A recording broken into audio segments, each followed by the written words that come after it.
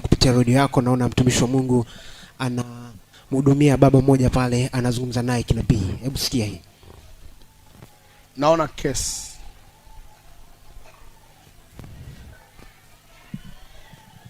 Naona kesi. Kwa miaka mingi sasa una mizozo ya watu ya kesi juu ya mali zako. Sawa. Na wanang'ang'ana kukuzurumu kwa sababu ya uwezo wao. Sawa. Kuna mambo mengi sana yamefanyika kwenye familia na yamekupelekea wewe kuwa mtu ambaye ni mtu wa vita, muda wote unapigana vita. Hauna muda wa kupata raha.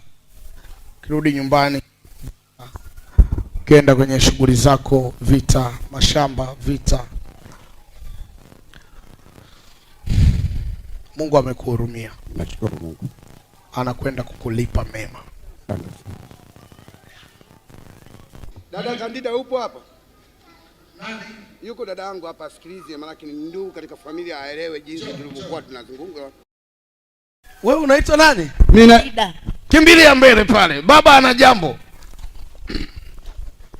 Nafikiri tulipokuwa tunahojiana na nabii umeyasikia jinsi familia zinavyoleta matatizo, na mimi ufungaji wangu wa safari ni baada ya kugundua kwamba hakuna njia nyingine ya kutafuta waganga, ni bora kuja kwa nabii. Nimemfungia safari. Nitaka niondoke muda mfupi sasa. Maandishi niliyoandika kwenye barua hii yanafanana na maagizo aliyoagiza sasa hivi. Naona kesi. Kwa miaka mingi sasa una mizozo ya watu ya kesi juu ya mali zako. Sawa. Na wanang'ang'ana kukuzurumu kwa sababu ya uwezo wao. Sawa. Kuna mambo mengi sana yamefanyika kwenye familia na yamekupelekea wewe kuwa mtu ambaye ni mtu wa vita, muda wote unapigana vita. Hauna muda wa kupata raha.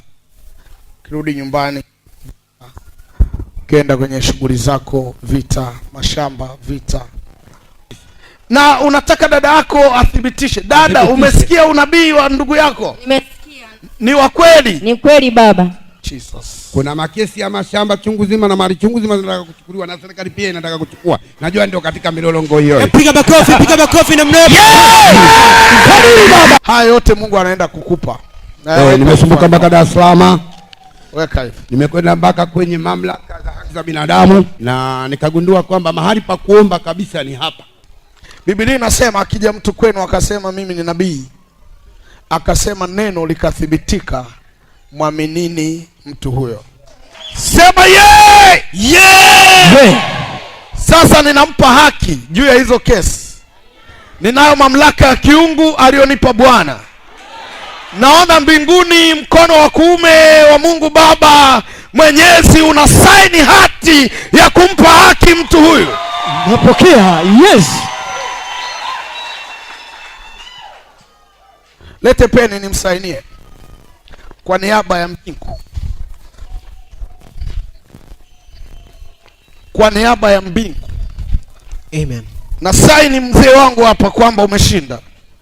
Amen. Amen. Nashukuru. Amen.